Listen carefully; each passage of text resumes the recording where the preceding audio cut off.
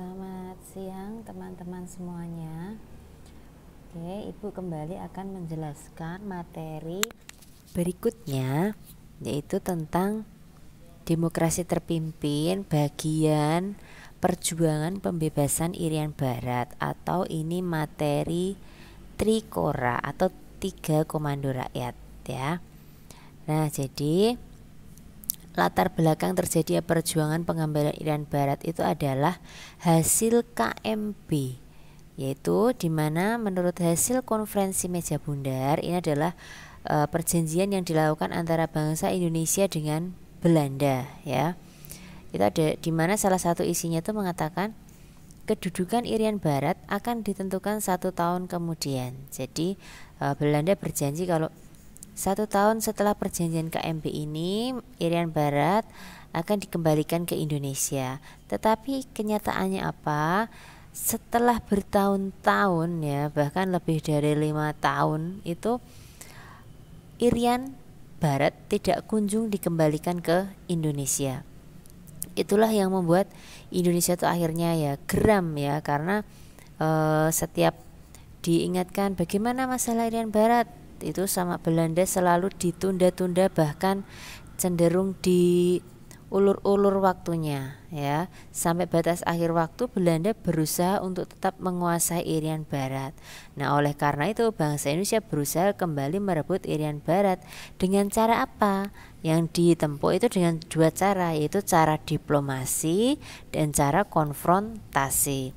Diplomasi secara langsung berhadapan-hadapan dengan Belanda berdua, kemudian melalui forum internasional. Biasanya ini adalah melalui PBB ya. Ternyata diplomasi langsung maupun forum internasional tidak membawa hal positif, yaitu niat Belanda untuk mengembalikan Irian Barat itu ternyata tidak ada. Akhirnya ditempuh jalur yang kedua, yaitu jalur konfrontasi yang lebih ya istilahnya lebih tegas daripada diplomasi ya. Konfrontasinya melalui 3 cara, yaitu politik, ekonomi, dan militer. Nah, akhirnya yang politik ditempuh tidak mempan, ekonomi tidak mempan. Nah, akhirnya yang ditempuh terakhir adalah jalur militer. Jadi ini adalah peta konsepnya, materi akan kita bahas ya. Nah, sekarang kita akan membahas lebih rinci lagi ya. Nah, kenapa sih Belanda itu mempertahankan Irian Barat? Itu karena Irian Barat tuh pertama kaya akan bahan tambang emas ya, yaitu yang sekarang menjadi miliknya PT Freeport itu ya. Saya yakin kalian ini sudah tahu ya. Kekayaan emas. Kemudian yang kedua, akan dijadikan sebagai basis penyebaran ajaran agama Kristen di Asia Pasifik ya, yaitu Belanda itu termasuk yang menerapkan 3G itu ya, God, Glory, dan Gospel. Kemudian untuk menjaga kehormatannya di mata dunia. Kehormatan apa? Ya kan bangsa Belanda itu dulu adalah bangsa penjajah. Nah, di Indonesia sudah wilayahnya dikembalikan semua kecuali Irian Barat. Nah, nanti kalau Belanda itu tidak tidak apa ya istilahnya, semuanya kok dikembalikan ke Indonesia, berarti kamu sudah kalah total. Nah, untuk menjaga kehormatannya itu, enggak kok, aku masih menguasai satu tempat, yaitu di Irian Barat. Nah, itu untuk menjaga kehormatannya. Kemudian yang terakhir adalah Irian Barat ingin dijadikan sebagai negara boneka Belanda ya. Ingin dijadikan sebagai negara boneka Belanda ya, namanya juga boneka itu kan buat mainan ya. Jadi ingin sebagai negara yang dimainkan gitu oleh Belanda. Nah, kemudian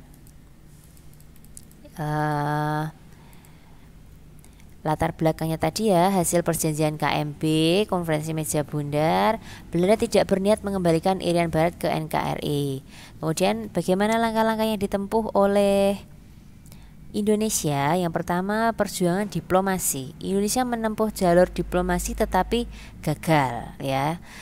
Tentu saja gagal karena memang Belanda ini yang berusaha untuk menggagalkannya ya. Kemudian meminta bantuan kepada PBB pun juga akhirnya gagal ya.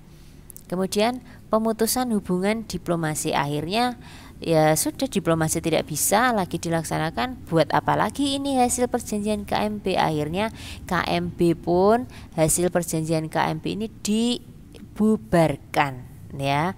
Yang membubarkan siapa? Mari kita ingat-ingat kembali materi tentang Indonesia pada masa demokrasi liberal. Nah, itu kabinet siapa yang berani menggagalkan atau membubarkan isi perjanjian dari KMP, yaitu adalah kabinet Ali yang kedua. Jadi materi kita tuh saling berhubungan ya, antara yang kita bahas sekarang dengan yang sudah kita bahas. Kemudian upaya diplomasi dan mencari dukungan. Nah, ini adalah bagaimana upaya-upaya yang dilakukan oleh bangsa Indonesia dalam mengambil Irian Barat, salah satu wilayah yang memang di bagian dari NKRI yang harus dipertahankan, yaitu ada tanggal 4, kemudian di 4 Desember 1950 sampai 1955. Tetapi ini beberapa mengalami kegagalan ya. Nah, baru Indonesia itu menuai hasilnya itu ketika tahun 1955, itu ketika melaksanakan yang namanya Konferensi Asia Afrika. Indonesia pada masa demokrasi liberal, Konferensi Asia Afrika terjadi pada masa kabinet siapa? Yaitu masa kabinet Ali yang pertama. Nah, di sini bangsa-bangsa di Asia Afrika sudah mulai memberikan dukungannya kepada Indonesia bahwa memang Irian Barat itu sebenarnya adalah hak dari bangsa Indonesia. Kemudian berikutnya adalah perjuangan konfrontasi ya, yang lebih tajam, lebih tegas, lebih kejam lagi yang dilakukan oleh bangsa Indonesia demi mempertahankan Irian Barat, yaitu yang pertama melalui ekonomi ya. Ada 6 hal yang dilakukan oleh bangsa Indonesia, yaitu menasionalisasikan bank Belanda yang namanya De Zavase Bank. Ini adalah bank Belanda yang nanti akan dijadikan hak milik bangsa Indonesia menjadi Bank BI atau Bank Indonesia sekarang ya. Nasionalisme itu maksudnya mengambil alih, dijadikan milik bangsa Indonesia. Kemudian melarang maskapai penerbangan Belanda itu masuk ke Indonesia, melakukan acara pemogokan buruh di perusahaan-perusahaan Belanda yang ada di Indonesia. Jadi kan perusahaan Belanda itu masih banyak yang ada di Indonesia. Nah, kemudian akhirnya nanti pekerja-pekerjanya itu orang Indonesia, itu nanti akan melakukan aksi mogok kerja. Yang keempat itu melarang beredarnya terbitan berbahasa Belanda. Jadi segala media cetak pada waktu itu yang pakai bahasa Belanda itu dilarang beredar di Indonesia. Yang kelima, perwakilan konsuler Belanda di Indonesia dihentikan, atau istilahnya ini adalah ya mungkin semacam diplomat itu, yaitu dihentikan di Indonesia. Kemudian menasionalismekan secara sepihak perusahaan-perusahaan Belanda di Indonesia ya, antara lain ada NHM dan lain-lainnya ini ya. Kemudian yang berikutnya adalah konfrontasi politik ya. Konfrontasi politik ini yang berhubungan dengan politik. Kalau tadi itu kan berhubungan dengan ekonomi. Nah, konfrontasi politik ini yang paling penting adalah membatalkan hasil KMP ya. Kemudian memutuskan hubungan diplomatik dengan Belanda. Jadi segala sesuatu yang berhubungan dengan Belanda itu akan dihentikan.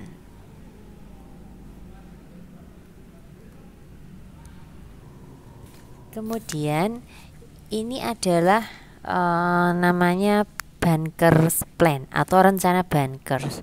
Nah, ini namanya Pak Bankers itu, ini fotonya. Ini Belanda menyerahkan Irian Barat kepada Indonesia melalui UNTEA. Nah, jadi setelah bangsa Indonesia tadi menggertak Belanda dengan cara segala sesuatu yang berhubungan dengan Belanda tadi diambil alih, dihentikan, kemudian Belanda akhirnya sudah ada rasa takut ya. Sudah ada rasa takut, Kemudian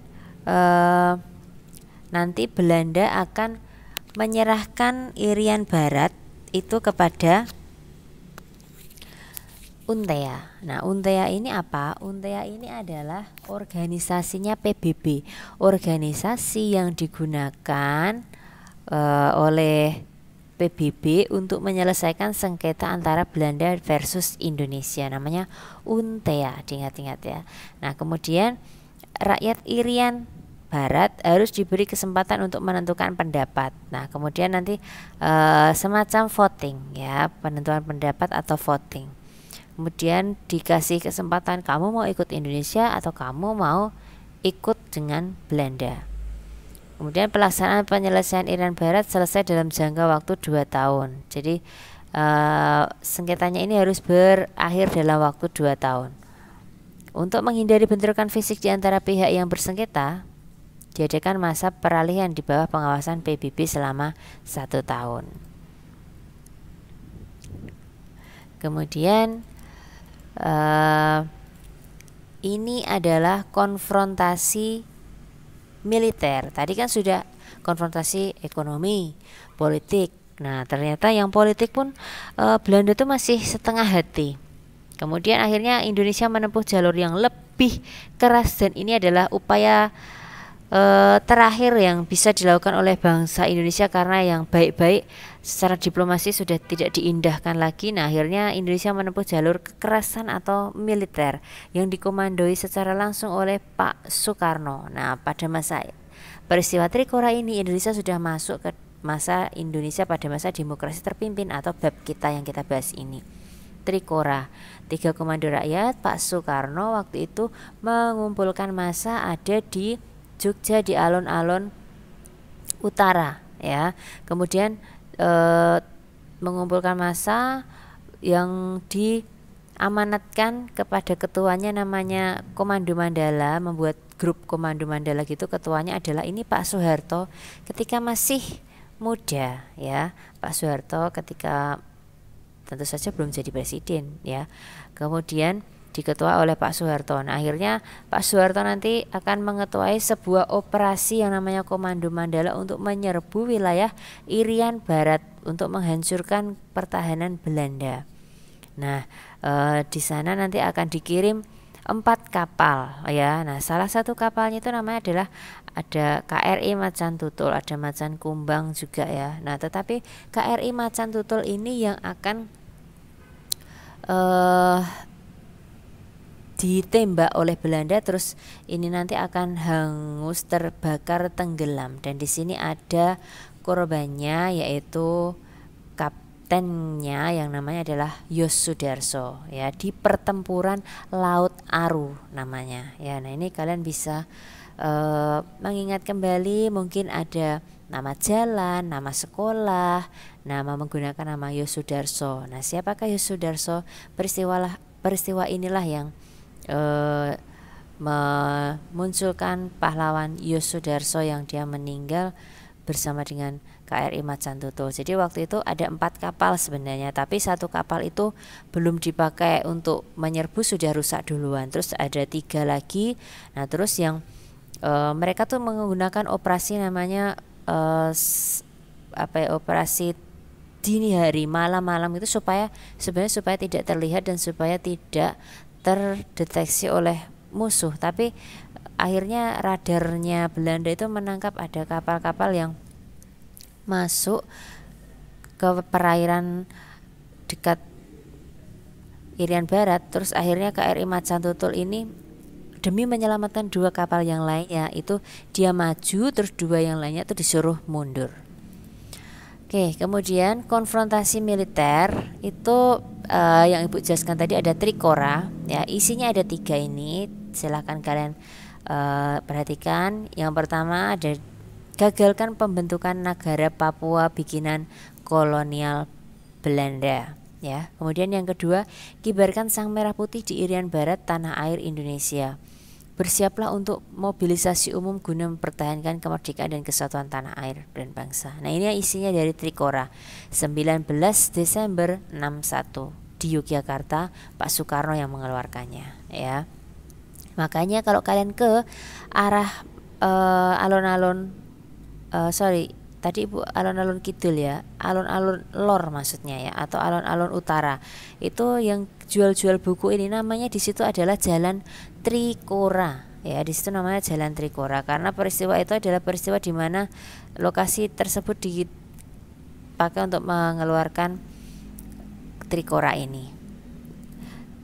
Kemudian caranya Maijen Soeharto melaksanakan Komando Mandala atau Trikora itu dengan 3 fase, yaitu fase infiltrasi, eksploitasi, dan konsolidasi.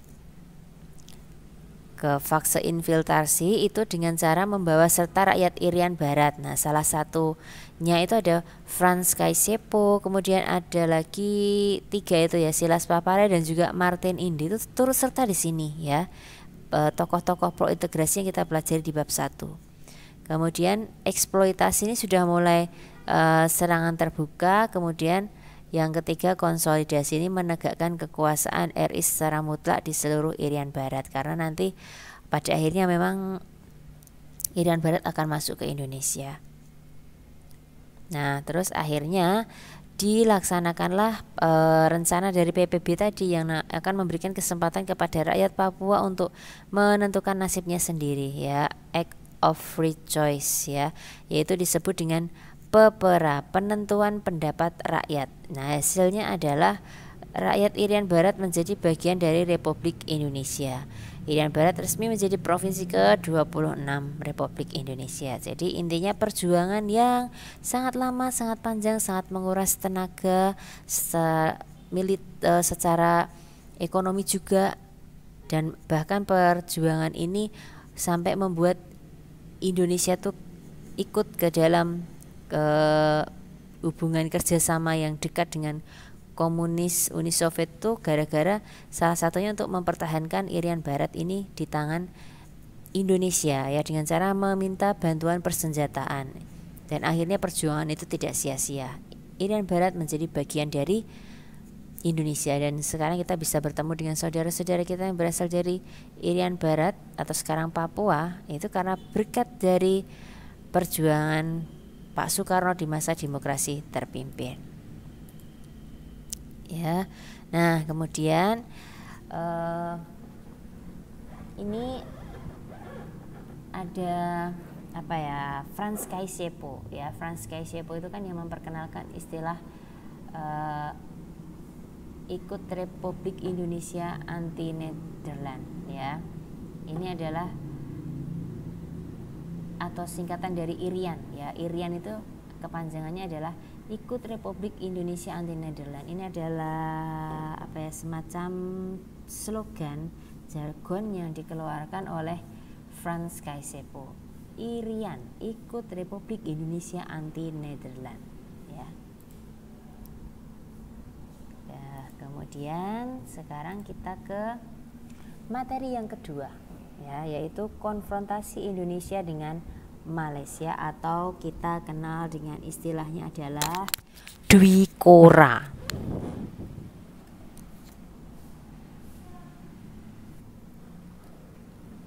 Nah, yang berikutnya ini adalah konfrontasi Indonesia dengan Malaysia atau Dwikora. Itu adalah permasalahan yang pernah terjadi pada masa demokrasi terpimpin yang kita bermasalah dengan Malaysia. Nah, sebenarnya kita bermasalah dengan Malaysia itu kalau kita taunya hanya sekarang tuh salah ya. Kita tuh sudah bermasalah dengan Malaysia tuh sudah sejak zaman demokrasi terpimpin. Latar belakangnya apa? Jadi di Malaysia itu kan dipimpin oleh seorang perdana menteri namanya Tengku Abdul Rahman. Nah, Tengku Abdul Rahman itu yang ini ya, dengan Lee Kuan Yew itu adalah pemimpin dari Singapura. Jadi Malaysia sama Singapura itu mereka ngobrol-ngobrol gitu ya. Terus mereka ingin membentuk sebuah federasi Malaysia atau penggabungan negara bekas jajahan Inggris, yaitu Malaysia, Filipina, dan Singapura. Jadi Tengku dan Lee Kuan Yew ini mereka ngobrol-ngobrol, intinya ya gimana kalau kita membuat negara gabungan aja ya, atau negara federasi, disebut negara federasi Malaysia, atau kita gabungkan negara-negara yang pernah dijajah oleh Inggris, yaitu ada Malaysia, Filipina, dan Singapura. Nah, mereka berdua akhirnya memutuskan untuk membuat federasi ini. Nah, apa hubungannya sama Indonesia? Nah, Indonesia kan pernah juga dijajah sama Inggris. Nah, Indonesia nanti juga akan diajak bergabung ke federasi Malaysia ini. Nah, Soekarno tidak setuju pada waktu itu. Kenapa? Karena Pak Soekarno menganggap bahwa pembentukan negara-negara gabungan jajahan Inggris itu akan membahayakan negara-negara NEVO. Nah, nanti Ibu jelaskan NEVO itu apa. Kemudian Indonesia menganggap pembentukan federasi itu sebagai bagian dari rencana Inggris untuk mengamankan kekuasaannya di Asia Tenggara. Jadi Soekarno nggak mau ya, orang kita udah merdeka, kenapa kita harus digabungkan lagi? Sama aja kan kita seperti negara bonekanya Inggris. Nah, itu yang ada di dalam pikiran Soekarno. Kemudian ini NEVO itu apa sih?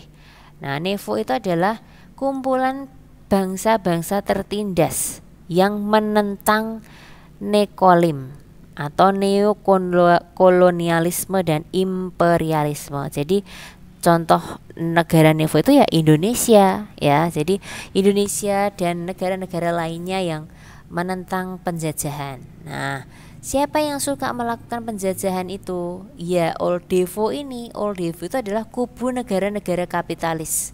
Ya, seperti Amerika, Inggris itu adalah negara-negara kapitalis. Jadi NEVO nggak suka sama Old Devo karena Old Devo ini sering atau suka melakukan yang namanya nekolim ya. Semoga kalian paham ya. Kemudian Indonesia mulai bersikap konfrontasi terhadap negara-negara barat. Nah, usaha yang dilakukan itu ada namanya Mapilindo, yaitu Malaysia, Filipina, dan Indonesia. Karena sebenarnya Filipina ini juga tidak mau digabungkan ke dalam Federasi Malaysia. Nah, akhirnya Indonesia dan Filipina itu menyambut baik pembentukan Federasi Malaysia jika rakyat Kalimantan Utara setuju. Kenapa? Karena Kalimantan Utara ini akan menjadi tempat perebutan nanti ya, wilayah yang akan direbutkan. Kemudian dibentuk tim penyelidik dari PBB.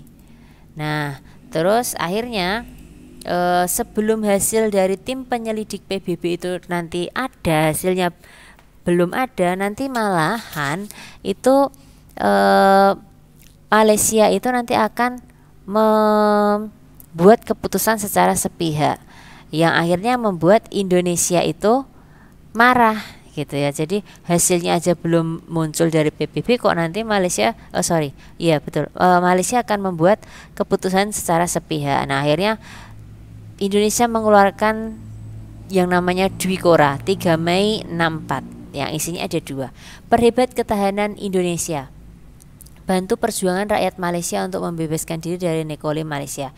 Ini ya mungkin kalian agak rancu dengan yang nomor 2. Jadi bangsa Indonesia akan membantu rakyat Malaysia. Lu kan katanya musuhan kok dibantu? Yang dibantu itu adalah orang Malaysia yang tidak mau digabungkan menjadi Federasi Malaysia. Karena kan keinginan Federasi Malaysia itu tidak semua rakyat Malaysia. Nah, kemudian 20 Juni 64 itu nanti Soekarno akan menghadiri pertemuan di Tokyo ya. Kemudian nanti Malaysia dicalonkan menjadi anggota tidak tetap Dewan Keamanan PBB ya, DKPBB. Nah, ini yang membuat Soekarno itu marah sama PBB gitu ya. Sudah tahu kalau Indonesia itu musuhan sama Malaysia, malah Malaysia itu nanti akan dijadikan DKPBB. Nah, Soekarno itu semacam ya cemburu, sakit hati, marah, dan lain-lain gitu ya. Akhirnya memutuskan untuk 7 Januari 65 Indonesia keluar dari PBB. Nah, ini penyimpangan politik luar negeri pada masa demokrasi terpimpin ya. Indonesia keluar dari PBB dan ini sebenarnya sangat merugikan Indonesia. Nah, kalau di sini bagaimana akhir dari peristiwa ini pada masa demokrasi terpimpin? Belum ada akhirnya, karena nanti sebelum peristiwa ini selesainya bagaimana, Soekarno nanti sudah turun dari jabatannya dan nanti akan menyelesaikan masalah ini adalah masanya Pak Soeharto zaman Orde Baru gitu ya. Jadi ini menggantung pada masa demokrasi terpimpin. Kemudian sekarang kita akan membahas yang ketiga, yaitu Tritora, 3 tuntutan rakyat. Nah, sistem ekonomi pada masa demokrasi terpimpin. Nah, Ibu akan tampilkan beberapa gambar ya. Ini adalah GBK, tahu semuanya. Ini adalah Hotel Indonesia zaman dulu, Waduk Jatiluhur, dan ini adalah gedung MPR DPR ya. Kemudian ini Masjid Istiqlal ya. Ini Jembatan Semanggi, patung Selamat Datang. Ibu kembali ke yang pertama. Nah, bangunan-bangunan atau gambar-gambar ini adalah semuanya adalah hasil karya demokrasi terpimpin ya, semuanya. Dan ini adalah bangunan-bangunan yang dibangun dalam waktu yang singkat, hasilnya bagus, membutuhkan dana yang sangat banyak. Dan inilah yang membuat demokrasi terpimpin itu mengalami keterpurukan secara ekonomi, karena kita terlalu banyak membangun bangunan mewah dan waktu itu kita sedikit mengabaikan kehidupan masyarakat Indonesia yang secara ekonomi masih sangat lemah ya. Jadi Pak Soekarno waktu itu lebih mementingkan membangun bangunan-bangunan mewah pada masa demokrasi terpimpin.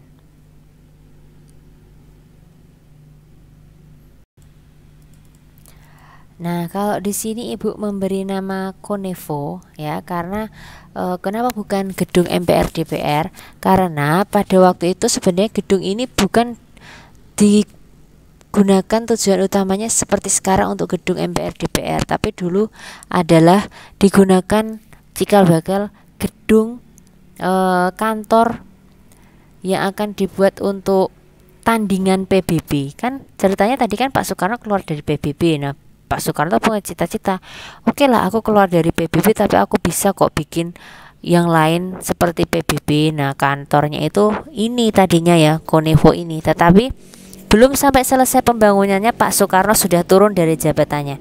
Akhirnya diselesaikan oleh Pak Soeharto dan beralih fungsi menjadi gedung MPR DPR.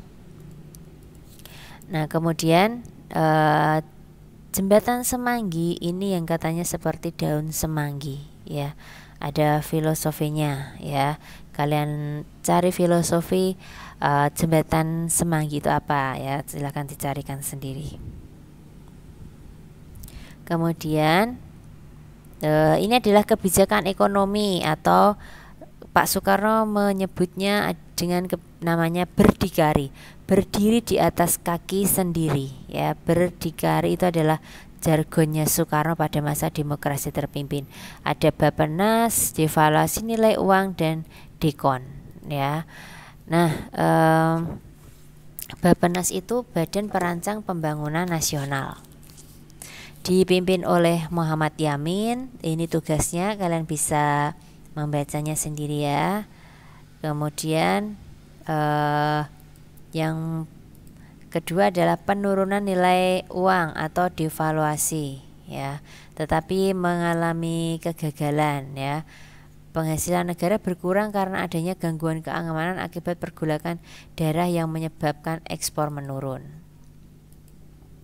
Kemudian pengeluaran biaya untuk penyelenggaraan Asia Games yang keempat tahun 1962. Dan RI sedang mengeluarkan kekuatan untuk membebaskan Irian Barat. Nah, teman-teman, di sini Bu akan jelaskan sedikit ya. Jadi, kalau kalian tadi lihat gambar-gambarnya ya, tadi ada GBK, terus ada Hotel Indonesia, ada Jembatan Semanggi. Itu sebenarnya waktu itu Indonesia tuh mau jadi tuan rumah peristiwa Asian Games yang keempat. Nah, jadi Soekarno itu memberanikan diri untuk Indonesia bisa ya, Indonesia bisa jadi tuan rumah. Karena waktu itu Pak Soekarno itu menerapkan yang namanya politik mercusuar. Tolong diingat-ingat ya, politik mercusuar. Politik mercusuar itu adalah Filosofinya Pak Soekarno itu ingin menunjukkan Indonesia itu seperti mercusuar. Mercusuar itu kan ada di pantai, di tempat yang paling tinggi, karena sebagai rambu-rambu lalu lintas yang ada di pantai, yang ada lampunya bersinar berkelip-kelip terang benderang gitu ya. Nah, Soekarno itu ingin menunjukkan kepada dunia kalau aku ini pemimpin Indonesia, negara yang baru merdeka tetapi mampu bersinar menerangi dunia seperti mercusuar yang ada di pantai. Dengan cara apa Soekarno menunjukkannya? Aku bisa menjadi tuan rumah peristiwa Asian Games yang keempat. Nah, ingin menunjukkan kalau kami mampu. Nah, padahal Soekarno bilang seperti itu, Soekarno tuh belum punya apa-apa. Nah, akhirnya memutuskan untuk membangun GBK. Kan mau pakai buat olahraga nggak punya gedungnya, bikinlah GBK. Nah, nanti mereka yang datang pesertanya mau nginep di mana, nggak punya hotel, bikinlah Hotel Indonesia. Supaya jalannya lancar bagaimana, bikinlah jembatan Semanggi. Jadi semua itu serba mendadak ya, dengan mengerahkan keuangan yang ada pada waktu itu. Padahal waktu itu kita baru bersamaan dengan ingin membebaskan Irian Barat. Yang Ibu katakan tadi, membebaskan Irian Barat ini sangat tidak mudah ya, menguras tenaga dan juga ekonomi bangsa Indonesia. Jadi inilah beberapa hal yang membuat akhirnya perekonomian Indonesia itu pada masa demokrasi terpimpin itu sangat terpuruk ya. Semua kegiatan ekonomi terpusat sehingga kegiatan ekonomi mengalami penurunan yang disertai dengan inflasi. Kemudian tidak ada ukuran yang objektif untuk menilai suatu usaha, terjadi berbagai bentuk penyelewengan, kebangkrutan, dan masyarakat mengalami kesulitan hidup, kemiskinan, dan kriminalitas. Nah, akhirnya pada masa pemerintahan demokrasi terpimpin itu nanti masyarakat akan memprotes, melakukan demo yang namanya adalah Tritura. Ini adalah poin ketiga kita ya, yang isinya ada 3, yaitu kehidupan ekonomi, bubarkan Partai Komunis Indonesia, turunkan harga, dan retol kabinet 100 menteri. Jadi ini ada Tritura, 3 tuntutan rakyat. Kenapa ada bubarkan Partai Komunis Indonesia? Itu kan pada masa akhir pemerintahan Soekarno tahun 65. Nah, itu kan waktu itu ada peristiwa G30 SPKI. Nah, ini yang membuat bangsa Indonesia pada waktu itu menuntut yang nomor 1 ini. Kemudian yang tuntutan kedua ini karena kehidupan ekonomi merosot, terjadi inflasi dan naiknya harga bahan bakar. Terus mereka meminta turunkan harga-harga barang. Kemudian retol kabinet 100 menteri. Kabinet 100 menteri ini adalah kabinet yang berhubungan dengan komunis ya, yang pada waktu itu ada di Indonesia. Yang kabinet 100 menteri ini dianggap sebagai kabinet yang sebagian besar menteri-menterinya itu adalah komunis. Nanti Ibu akan jelaskan ini di materi yang berikutnya, yaitu Orde Baru. Nah, kemudian muncullah Tritura 12 bulan 1 1966 setelah 65, setelah peristiwa G30 SPKI. Oke teman-teman, penjelasan Ibu cukup panjang ya, ada 3 poin yang penting ya. Trikora membebaskan Irian Barat, Dwikora bertempur dengan Malaysia, Tritura itu masalah ekonomi ya. Nah, penjelasan Ibu ini tadi banyak yang tidak ada di PPT. Jadi kalian silahkan sungguh-sungguh menyimak video pembelajaran yang Ibu sampaikan ya. Contohnya yang seperti gambar-gambar yang Ibu tunjukkan tadi itu hanya gambar saja kalau di PPT tanpa penjelasan. Tapi kalau kalian membacanya dan mendengarkan penjelasan Ibu melalui video ini, kalian pasti akan paham, dan ketika nanti kalian mengerjakan soal-soal yang Ibu berikan saat ulangan, kalian bisa mengerjakan dan mendapatkan nilai yang bagus. Oke, terima kasih teman-teman atas pembelajaran hari ini. Terima kasih sudah menyimaknya. Semoga mendapatkan nilai yang terbaik dan mendapatkan pemahaman yang terbaik. Terima kasih.